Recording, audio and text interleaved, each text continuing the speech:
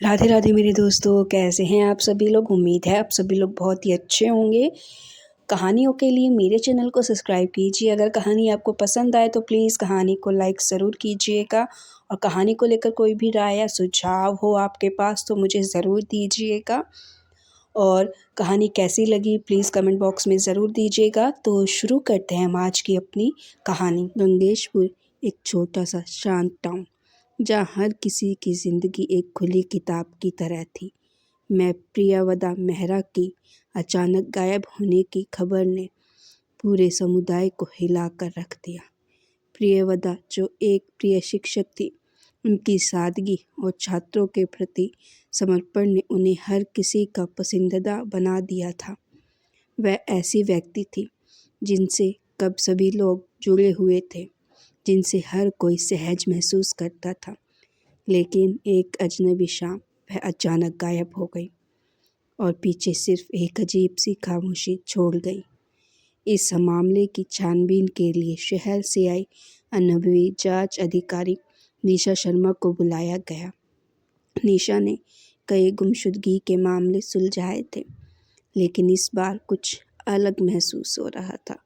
कोई भी ठोस सबूत नहीं था, ना कोई संघर्ष के लिए निशान, ना फिरौती की मांग, ना कोई फ़ोन कॉल या संदेश।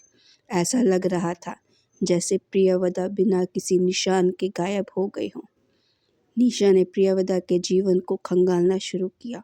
कागजों पर कुछ भी असामान्य नहीं था। कोई दुश्मन, कोई विवाद, कोई गुप्त बात नहीं। प्रियवदा सभी के लिए प्रिय थी, खासकर उनकी सबसे अच्छी दोस्त नेहा। वो वर्ष से अविभाज्य थी। ऐसे दोस्तों की रिश्ता जिसे देखकर दूसरों को भी जलन होती थी। लेकिन अब नेहा का व्यवहार कुछ अजीब सा लग रहा था। वह शांत थी, बहुत शांत। जब सभी लोग प्रियवदा की तलाश में परेशान थे, नेहा संतुलित और निश्चित दिखाई दे रही थी। उसकी चिंता जैसे कुछ खास नहीं थी, बिल्कुल मन से नहीं, बल्कि जैसे कोई नाटक कर रही हो। निशा ने तय किया कि वह नेहा से खुद मिलकर बात करेगी। नेहा का घर शहर के किनारे स्थित था, एक शांत 2 मंजिला घर जो कि गंगेशपुर की हलचल से दूर था। निशा ने दरवाज़ा खटखटाया और नेहा ने दरवाज़ा खोला, एक विनम्र मुस्कान के साथ। लेकिन उसकी आंखों में कुछ था, कुछ थका हुआ, दूर सा। जांच अधिकारी शर्मा, आपको यहाँ देखकर अच्छा लगा, नेहा ने कहा। उसकी आवाज़ में कुछ शातिराना सा था। मैं प्रियवदा के गुमशुदगी की जांच कर रही हूँ, निशा ने जवाब दिया। मुझे आपसे कुछ सवाल पूछने हैं। नेहा ने निशा को अंदर बुलाया। घर साफ सुथरा था, लेकिन उसमें कोई गर्मजोशी नहीं थी। यह खाली सा लगता था, भले ही यह व्यवस्थित था। निशा ने सोफे पर बैठते हुए दीवार पर लगे एक फ़ोटो फ्रेम को देखा। प्रियवदा और नेहा दोनों एक स्कूल इवेंट में हंसते हुए। तस्वीर हालांकि सुंदर थी, एक अजीब सी भावना उत्पन्न करती थी। तुम्हें उसकी बहुत याद आती होगी, निशा ने कहा। यह देखती हुई कि नेहा की प्रतिक्रिया कैसी होगी। नेहा की आँख थोड़ी सी जगजगा हुई, लेकिन उसने जल्दी से मुस्कान छिपा ली। हाँ, मुझे ज़रूर याद आती है, लेकिन कभी कभी लोग बस गायब हो जाते हैं।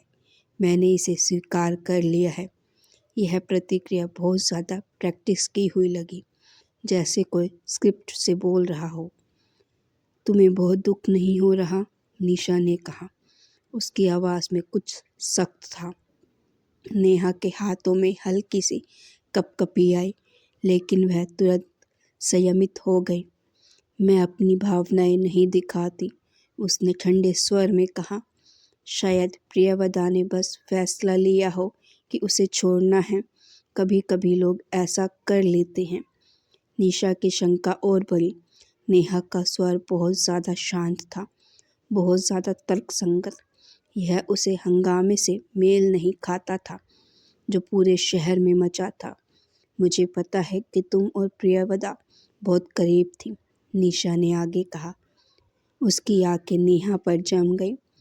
क्या उसने हाल ही में कुछ अजीब बातें बताई थी?